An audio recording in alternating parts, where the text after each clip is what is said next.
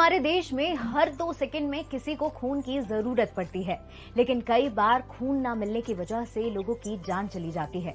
पर आपको पता है 375 ml का एक ब्लड बैग 3 लोगों की जान बचा सकता है। हकीकत ये है कि हर 1000 लोगों में से केवल 8 लोग ही ब्लड डोनेट करते हैं और इसमें भी हर साल 6 लीटर से अधिक खून बर्बाद हो जाता है। आज वर्ल्ड ब्लड डोनर डे में बात डोनेट किए गए ब्लड के बर्बाद होने पर और इसकी बर्बादी के पीछे के कारणों पर। देश में 3840 लाइसेंस ब्लड बैंक हैं, जिनमें से महज 1244 ब्लड बैंक ही सरकारी हैं और 68% से ज्यादा ब्लड बैंक प्राइवेट या फिर एनजीओ चला रहे हैं। अब जानने वाली बात यह है कि सरकारी हो या प्राइवेट, अधिकतर ब्लड बैंकों में ब्लड स्टोरेज की क्षमता कम है। मैन पावर कम होने से खून की जांच में काफी समय लगता है। नतीजा, डोनेट किए गए खून का बड़ा हिस्सा बर्बाद हो जाता है। जब मेगा ब्लड डोनेशन कैंप लगते हैं तो स्टोरेज की क्षमता से ज्यादा खून जमा हो जाता है, जिसे स्टोर करना मुश्किल हो जाता है। पिछले साल 87,000 से अधिक लोगों ने एक दिन में रक्तदान किया, लेकिन इसे स्टोर करने के लिए महज 3840 ब्लड बैंक काफी नहीं है। वजह ये है कि ब्लड बैंकों में ब्लड कॉम्पोनेंट्स यानी red blood sales, plasma, platelets को अलग अलग करने के लिए मशीनें भी पर्याप्त नहीं हैं। ना ही ब्लड को प्रिजर्व करने के लिए टेम्परेचर का एडवांस सेटअप है। देश में 1 crore 25 lakh unit blood storage है, लेकिन डिमांड 1 करोड़ 46 लाख यूनिट की है। इसमें से करीब 6% ब्लड बेकार हो जाता है। एक रिपोर्ट के मुताबिक 2018 में 1606 यूनिट में से 2.9 यूनिट बर्बाद हो गया। 2019 में 1005 यूनिट में 6.4% ब्लड बर्बाद हुआ।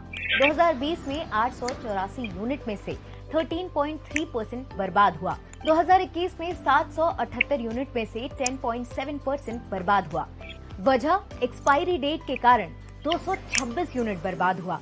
टीटीआई यानी ट्रांसफ्यूजन ट्रांसमिसिबल इन्फेक्शन के कारण 33 यूनिट, आईक्यू यानी इनसफिशिएंट क्वांटिटी से 30 यूनिट और अन्य कारणों से 22 यूनिट बर्बाद हुआ। जब किसी ब्लड बैंक को ब्लड डोनेट होता है तो HIV, hepatitis B, hepatitis C, malaria और सिफिलिस की जांच की जाती है।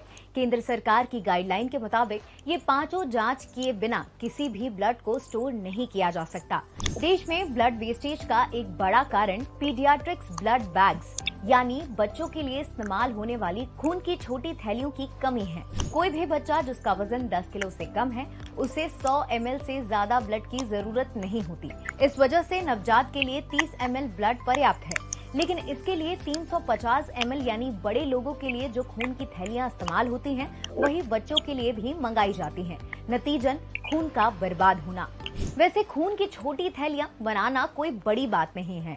ब्लड बैंकों और अस्पतालों में डिमांड के हिसाब से पेंटा बैग्स बनाए जा सकते हैं। ब्लड बैंक से अस्पताल तक खून की सप्लाई सही तरीके से कैसी की जानी चाहिए, ये भी जान लीजिए। Whole blood red blood cells 10 degree Celsius तापमान पर रखा जाना चाहिए। प्लेटलेट कम से कम 22 डिग्री सेल्सियस में रहे। फ्रोजन प्लाज्मा आइस पैक के साथ ही ले जाया जाता है। ब्लड ले जाने के लिए थर्माकोल का बॉक्स इस्तेमाल हो।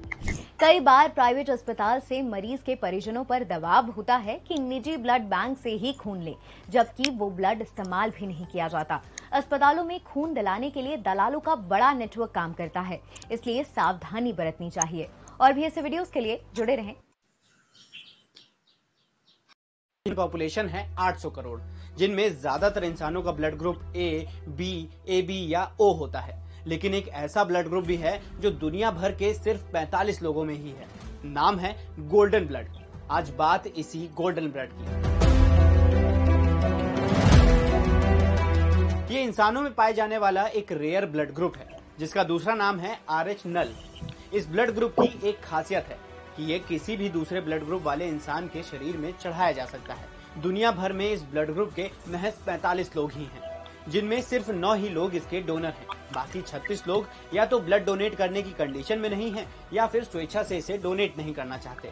ऐसे में इस ब्लड ग्रुप की एक बूंद खून की कीमत 1 ग्राम सोने से भी ज्यादा है, जिस वजह से इसे गोल्डन ब्लड नाम दिया गया है। लेकिन इसे RH नल क्यों कहते हैं? वो इसलिए क्योंकि ये ब्लड ग्रुप उन्हीं लोगों में मिलता है जिनका RH फैक्टर नल होता है। अब ये RH फैक्टर और नल होता क्या है? दरअसल RH रेड ब्लड सेल्स की सतह पर मौजूद एक प्रोटीन होता है जो आम इंसानों में या तो पॉजिटिव होता है या फिर नेगेटिव। लेकिन जिस इंसान की बॉडी में गोल्डन ब्लड होता है उसके शरीर में RH फैक्टर नल होता है, यानी ना तो पॉजिटिव और ना ही negative. National library of medicine website के मुताबिक गोल्डन ब्लड का पहला केस 1961 में ऑस्ट्रेलिया की एक आदिवासी महिला में मिला था।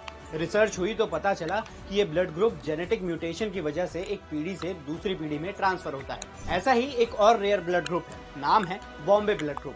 नेशनल लाइब्रेरी ऑफ मेडिसिन के मुताबिक इस वक्त देश में इस ब्लड ग्रुप के 179 लोग हैं। वहीं संकल्प इंडिया फाउंडेशन में बॉम्बे ब्लड ग्रुप की इंचार्ज कुमारी अंकिता के मुताबिक भारत में हर 10,000 लोगों में किसी एक में ये ब्लड ग्रुप मिल ही जाता है। और भी ऐसे ही वीडियोस के लिए जुड़े रहिए। हर साल भारत में 5 करोड़ यूनिट खून की जरूरत पड़ती है, जबकि सिर्फ 2.5 करोड़ यूनिट खून ही मिल पाता है। विश्व स्वास्थ्य संगठन के आंकड़े बताते हैं कि देश में कई लोगों की मौत समय से खून न मिल पाने की वजह से होती है। आज ब्लड डोनर डे के मौके पर जानेंगे कि खून देना कितना जरूरी है। देश में हर साल 10 लाख से ज्यादा कैंसर के नए पेशेंट्स आते हैं जिन्हें खून की जरूरत पड़ती है। सीवियर कार एक्सीडेंट हो या सर्जरी, कई कंडीशंस में इमीडिएटली खून चढ़ाने की जरूरत पड़ती है। लेकिन जानकारी की कमी के चलते ब्लड की डिमांड और सप्लाई में बहुत गैप है। दरअसल रक्तदान को लेकर कई मिथ हैं जो सालों से हमारे साथ जुड़े आ रहे हैं। पहला मिथ, ब्लड डोनेशन में बहुत दर्द होता है, जबकि फैक्ट ये है कि इसमें सिर्फ इंजेक्शन लगवाने जितना दर्द होता है। दूसरा मिथ, ब्लड डोनेशन में बहुत समय लगता है, जबकि सच ये है कि इसमें सिर्फ 10 से 15 मिनट लगते हैं।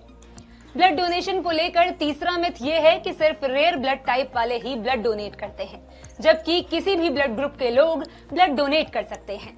एक मिथ ये भी है कि उम्र दराज लोग ब्लड डोनेट नहीं करते, जबकि ये सच नहीं है। हकीकत में ब्लड डोनेशन की कोई एज लिमिट नहीं है। अगर आप हेल्दी हैं और आपका हीमोग्लोबिन हेल्दी लेवल पर है तो आप ब्लड डोनेट कर सकते हैं। आपका ब्लड लेने से पहले डॉक्टर कई चीजें चेक करते हैं, जैसे आपकी पल्स यानी नाड़ी, ब्लड प्रेशर, बॉडी टेम्परेचर और ब्लड में हीमोग्लोबिन का लेवल।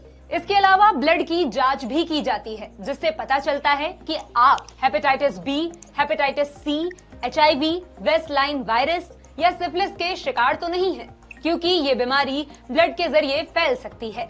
एक्सपर्ट्स के मुताबिक ब्लड डोनेशन के कई फायदे हैं। इससे हार्ट डिजीज का खतरा कम होता है, ब्लड प्रेशर कंट्रोल में रहता है, आपकी कार्डियोवैस्कुलर हेल्थ भी बेहतर होती है। खून देने से आयरन की मात्रा कंट्रोल में रहती है। इसके अलावा ब्लड डोनेशन से स्ट्रेस और अकेलापन कम होता है, साथ ही आपकी इमोशनल हेल्थ भी बेहतर होती है। अब बात ब्लड डोनेशन के दौरान बरती जाने वाली सावधानियों की। एक्सपर्ट्स के मुताबिक ब्लड डोनेशन से पहले और बाद में ढेर सारा पानी पिए, खाली पेट बिल्कुल ना रहें, जंक फूड या फास्ट फूड ना खाएं। ब्लड डोनेशन से पहले और बाद आयरन की गोलियां जरूर लें। ब्लड डोनेशन के बाद भी आपको एहतियात बरतने की जरूरत है। डोनेशन के तुरंत बाद थोड़ी देर रिलैक्स करें, हल्का फुल्का स्नैक्स लें, निडल प्रिक को 5 से 6 घंटे तक लगा रहने दें। कमजोरी महसूस हो तो हैवी काम अवॉइड करें, साथ ही आयरन रिच फूड लें। रक्तदान महादान है। अपने दोस्तों और परिचितों को इस बारे में जरूर बताएं। ऐसे ही और वीडियोस के लिए जुड़े रहें।